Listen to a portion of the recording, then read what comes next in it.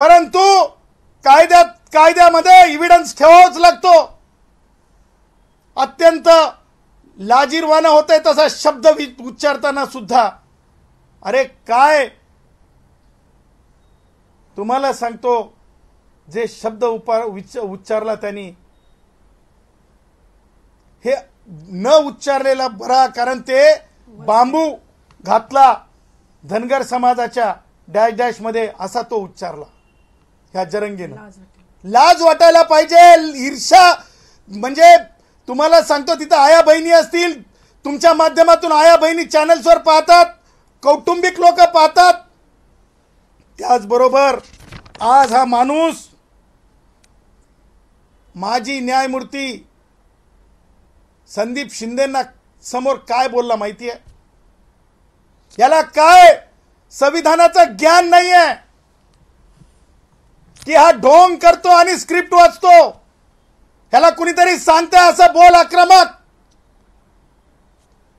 निवृत्त न्यायमूर्ती हे कधी सुद्धा उच्च न्यायालयात किंवा सर्वोच्च न्यायालयातले निवृत्त न्यायमूर्ती हे कधी बोलवले जाऊ शकतात न्यायमूर्ती म्हणून, त्यांना ते स्टेटस असते। त्या न्यायमूर्तींसमोर काय बोलला आज?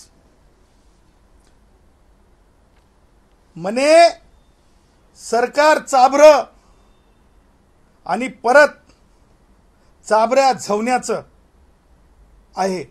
सरकार चाभऱ्या झवण्याचं, बघा हे झवण्याचा शब्द, शरद पवार या झवण्याचा शब्दाचा अर्थ काय?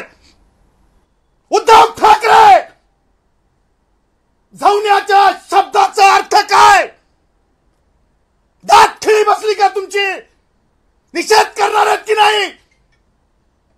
झवण्याचा गांड सारखे शब्द हा वापरतो, सार्वजनिक अपमान करतो सणासुदीच्या दिवसांमध्ये, आणि तुम्ही त्यांचे लाडा करता।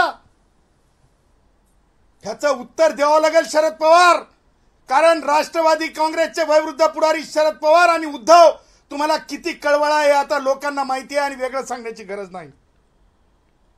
त्याचबरोबर मला तुम्हाला सांगायचंय की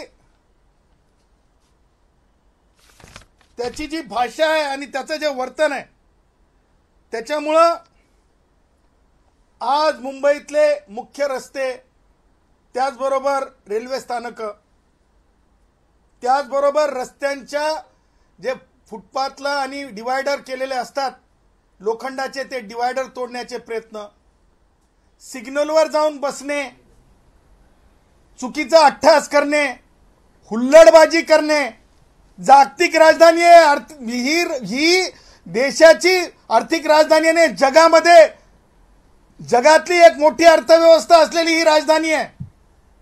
तिथल्या त्या जे हे म्हणजे हे आहे सेल्फी पॉइंट आझाद मैदानाच्या जवळ महापालिकेच्या समोर, त्या सेल्फी पॉइंट मध्ये एक काय म्हणतो त्यांना आपण, हे आहे आपलं वॉटर फाउंटन आहे।